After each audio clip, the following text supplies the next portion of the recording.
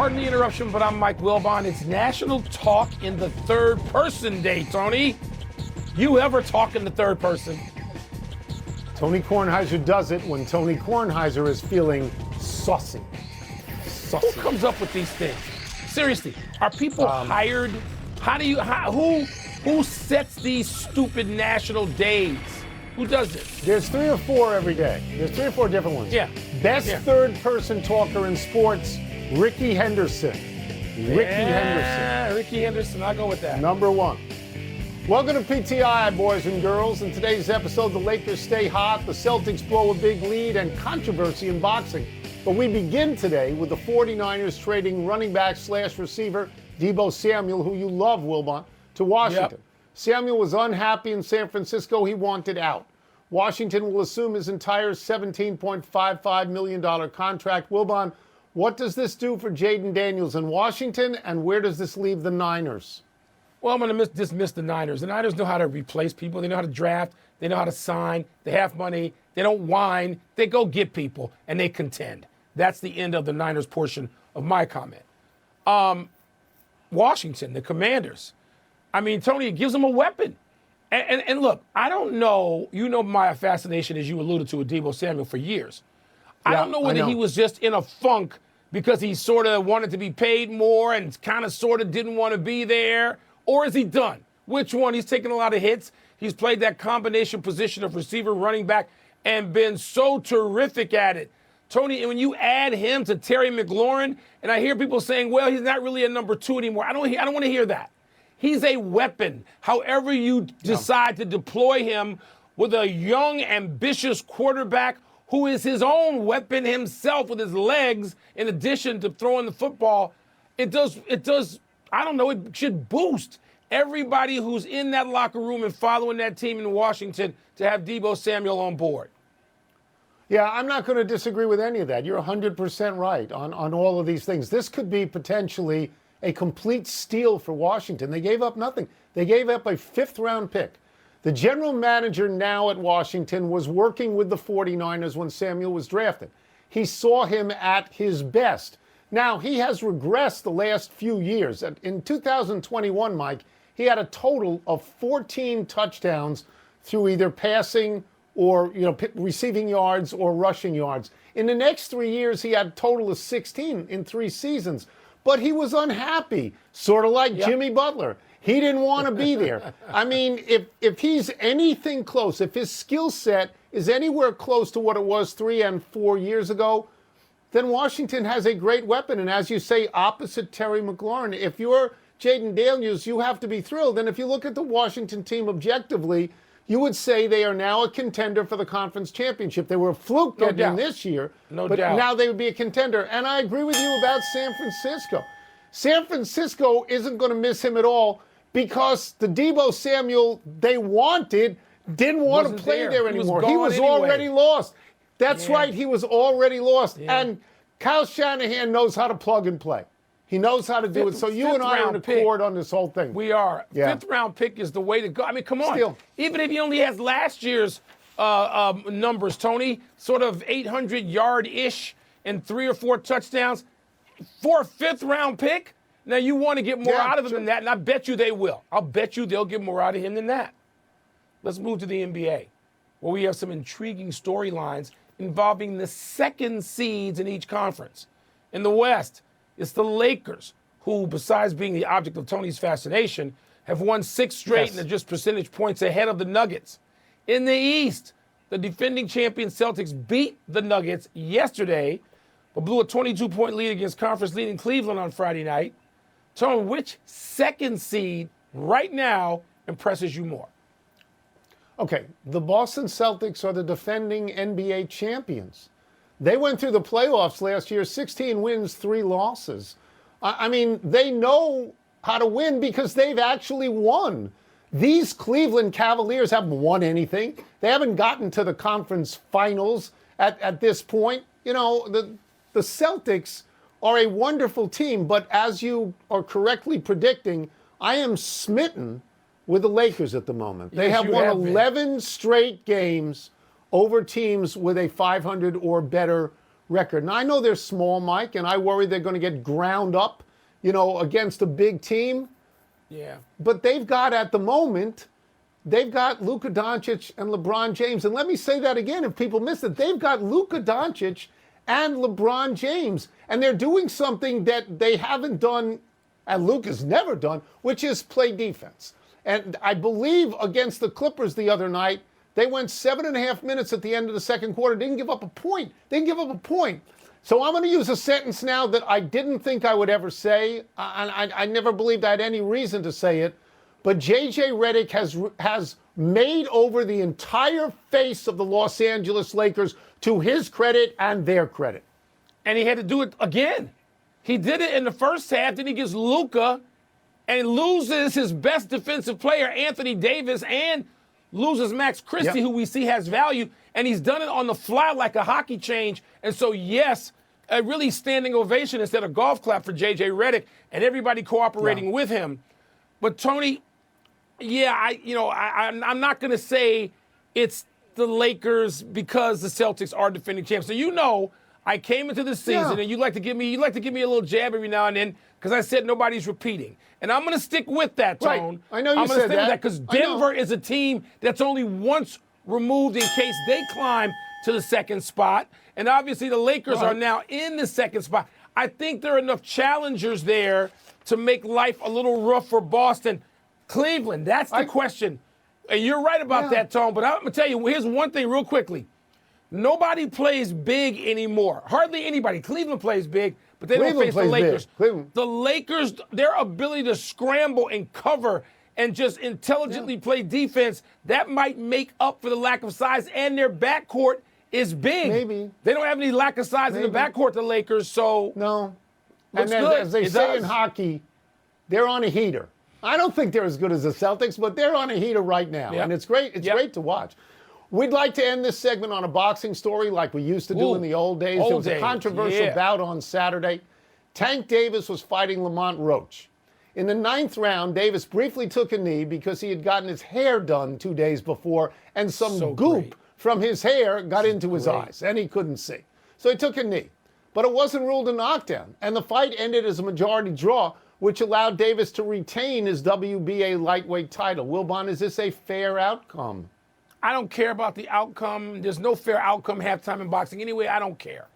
This is such a great story. I know when you first heard this, you thought, oh, my God, we miss boxing. We do miss boxing. Now, you called it goop. Let me tell you what it was from the late 70s, certainly early 80s, until, I don't know, COVID. It's Jerry curl, bro. That's what it is. Okay. Thanks to my friend, dear friend, family friend, the Gardners, and specifically Tracy Gardner, for inventing Jerry curl on the south side of Chicago. Thank you very much. The Jerry curl would get in your eyes. This is the subject of jokes, of memes, of videos for a couple of decades. Jerry curl jokes. It warms my heart. Now, he's not wearing a Jerry curl. Jerry curls have gone. Anybody 30 years old doesn't even know what I'm talking about. But if you're older than that, you had some Jerry curl juice get in your eye at some point. Maybe you were trying to, say something nice to a young lady, whatever you were trying to do. This is so great that curl activator in your eyes is back. I love it. Yeah. So, I don't really know what we're talking about here in this sense. It's not the other guy's fault that this guy got his hair done and stuff fell into his eyes. This is like Rudy Giuliani with the hair dye. It's his hair dye. It's his out in boxing. You go down on one knee, the ref has to come over and give you an 8. Got to give you an 8. Yes. Right. Now, this famously happened. The same sort of thing famously happened in the first Clay Liston bout. Okay? Somewhere around the 4th or the 5th round, Clay was blinded. He couldn't see. Both Clay and Angelo Dundee believe that Liston's corner put some stuff on the glove and stuck it in his eye. Okay. But Angelo said, you got to go out there. You got to run for a while until you can see. You can't stay here. Because Clay wanted to stop in the corner right there, and the referee was coming over. And Angie pushed him into the middle of the ring and said, run. And what happened? It cleared by the 6th, and he won the fight. He won the fight. It's sort of, you know what? Sort of kind of similar. This is so great. And of course, his name then in that fight was Cassius Clay. You sound like you're in the 60s and you're Howard Cosell. And then Clay comes out and says about a month later, "What's my name, Howard? What's my name?" Right. It's I'm Muhammad Ali. We need more boxing. We do. We don't need MMA. Stinks. No science to that. No. Tennessee's win over Alabama was dramatic, but was there a bigger story from the weekend in men's college hoops? And on the women's side, is it fair for top-ranked Texas to get the second seed in the SEC tourney by a coin flip? Huh? Once his knee goes down, mandatory. You gotta go over. Yes. Yeah. Yes. No, there's no question about that. Waterline broke. Replacing could cost thousands. Not covered by homeowners insurance. Honey, wake up. Here's Tom Rusin, CEO of HomeServe. A plan from HomeServe pays for the covered repair cost for water lines, and we send a qualified contractor. The American dream of owning a home doesn't need to be a nightmare. Sleep well with HomeServe. Plans from HomeServe start at just $4.99 a month. Call 1-800-357-2074 or visit homeserve.com.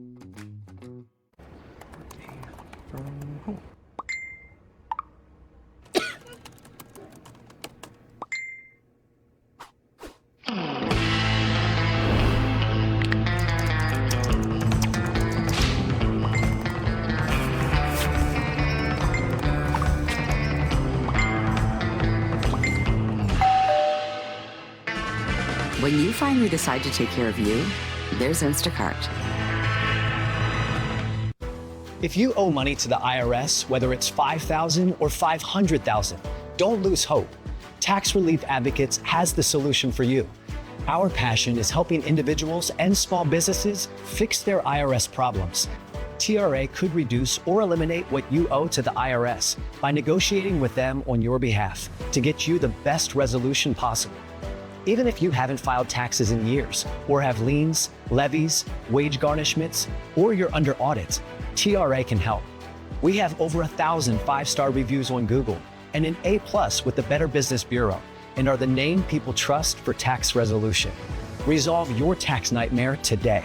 Visit us online or call the number on your screen right now. Call 800-225-1700. 800-225-1700. 800-225-1700. Tax Relief Advocates. Real solutions for real people. We live for the NWSL on ESPN. Facts. For the trend spins and the soap shrugs. For Double B, the MVP, and the GOAT. For fandom so fierce you can feel it. Because this is more than a league. It's a lifestyle. And we are here for it. All of it. All the time. If you are too, you know where to find us. The NWSL on ESPN. Season starts March 15th. Why is Navage trusted by millions? Before Navage, I was not living my best life because I could not breathe. The huge difference is the fact that Navage pulls it out. It's very gentle in the sense of when that suction happens, it's literally grabbing that water and that mucus and it's bringing it out into this tank. It's worth every penny that you pay for it. This product changed my life. And for stuffy little noses, pick out the new Navage Baby Aspirator, now at Walmart in the baby department. Shopping, working, and relaxing online can attract various digital threats. To improve your protection against them, just turn on NordVPN. This cybersecurity app will block web trackers and malware-infected sites. It will also encrypt your internet traffic without losing a smooth connection. Grab the NordVPN birthday deal. Get 72% off NordVPN and up to 1 year for free. NordVPN, cybersecurity built for every day. You've waited all week for this. Introducing the all-new, all-electric Maximus Z from Greenworks. The most versatile zero-turn utility mower on the planet. With more power, more runtime, and all the versatility of one battery that powers over 75 products, you'll forget all about gas. That's quiet power. For a limited time, financing options are available. Visit participating retailers or greenworkstools.com now.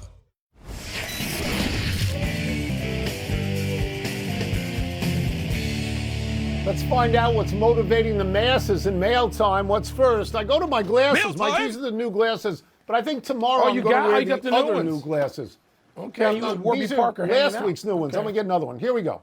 Bigger women's hoops headline. Number 1, Texas being seeded number 2 in the SEC tournament based on a coin flip.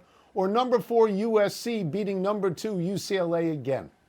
Well, you know where I was Saturday afternoon in L.A. courtside for UCLA, USC. Thinking that, okay, UCLA is going to get a revenge game here after having lost a narrow decision at Southern Cal a couple of weeks ago at USC. And they couldn't get it because Juju, my goodness, she came out on fire. Tony, you know how a great player says, okay, I know I'm going to meet fire when I come out of here. I'm on the road. I'm at UCLA. I'm at the court made famous, the building made famous by John Wooden. I mean, there's Mike Warren and Marcus Johnson in attendance among many others. And you're playing under the banners and it's UCLA. And I was totally in awe. Been a long time since I've been there. Reggie and Cheryl Miller at courtside. And Juju said, have some of this. Have some of this 20 in the first half. And they couldn't counter her. They made a nice comeback, but that's the story. A coin flip. Coin flips happen all the time. You don't get 2 teams in the top 5 locally, both local teams who can go at each other, who can both win a national championship. And, you know, I went to support Kiki Rice. Largely, they couldn't win. Maybe they'll meet again in the Big Ten tournament. Maybe. This is an unbelievable amount of name dropping that you just did. Good. I stand in awe of the name. Good. I am awed. I'm not going to deal with that game because you went to that game. I find the other story to be fun in this regard. Texas is the number 1 team in the country, and they're not the number 1 team in their own conference because of this coin flip. Now, I understand it.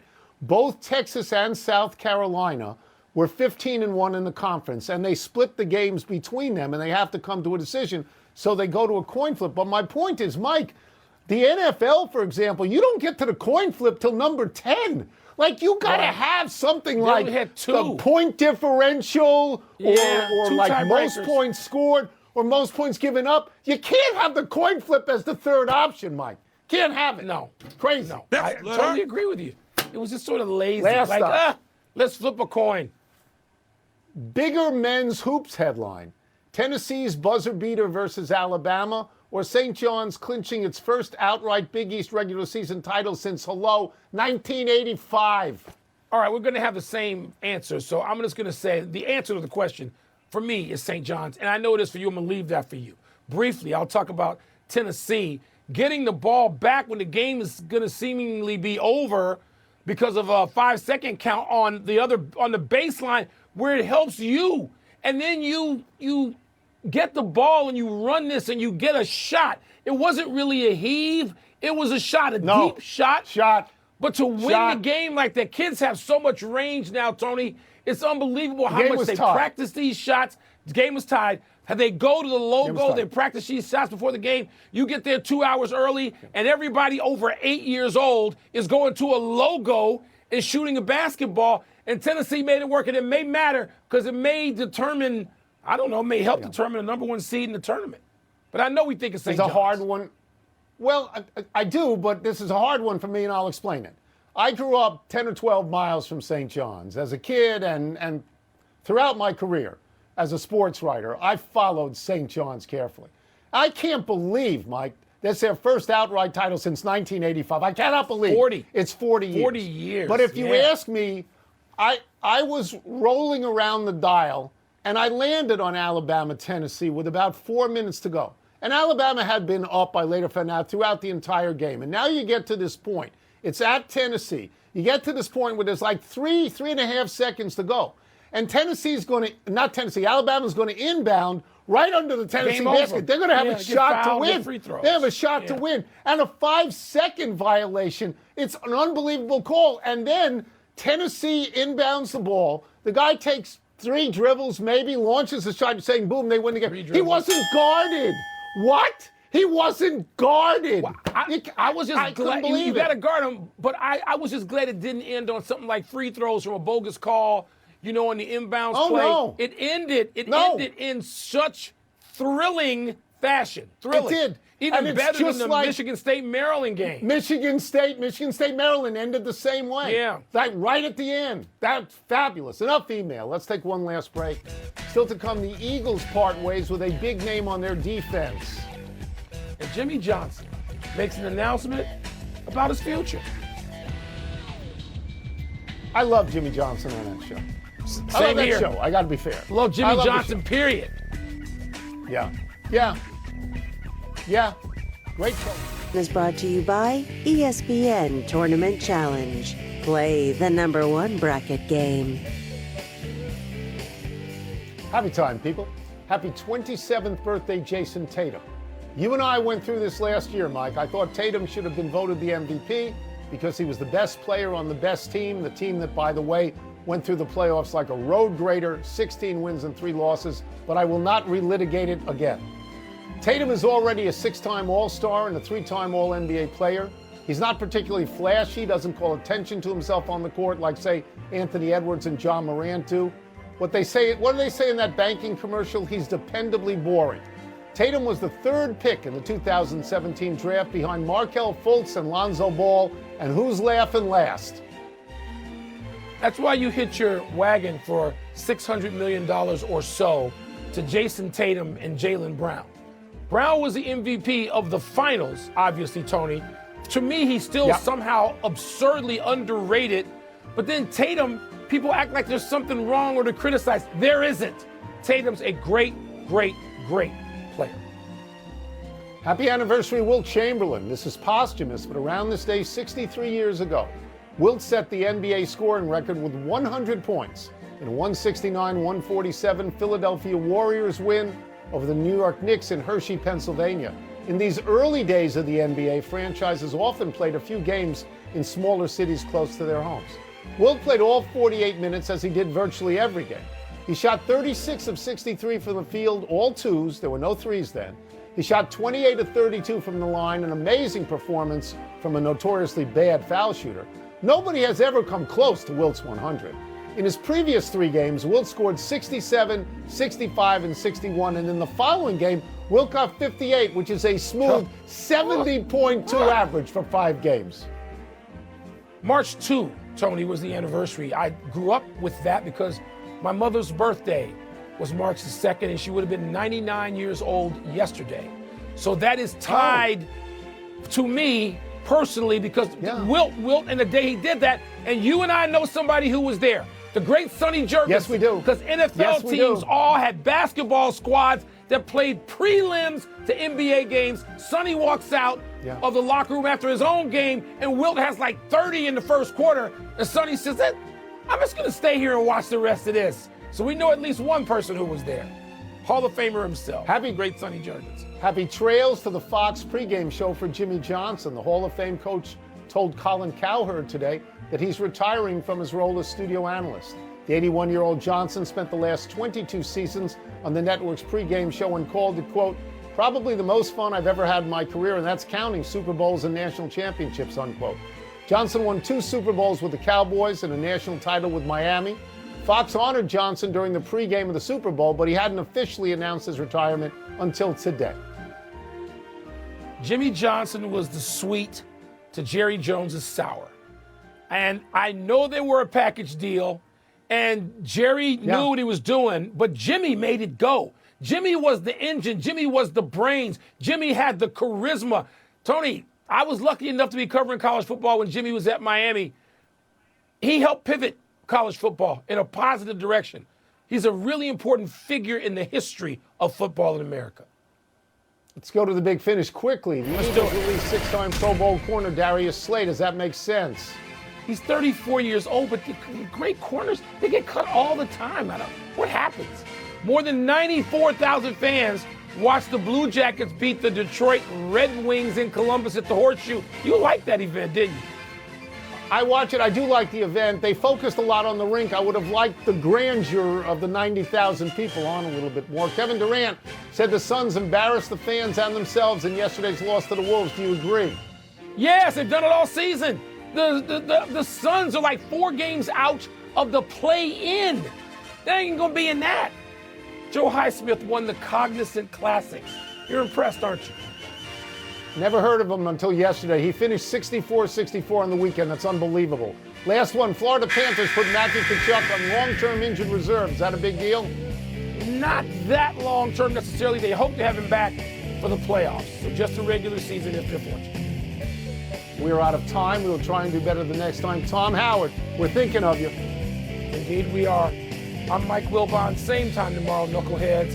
You can get the podcast on the ESPN app or Apple Podcast. Mike Warren, Tony, you're impressed with that too, aren't you? Hill Street Blues.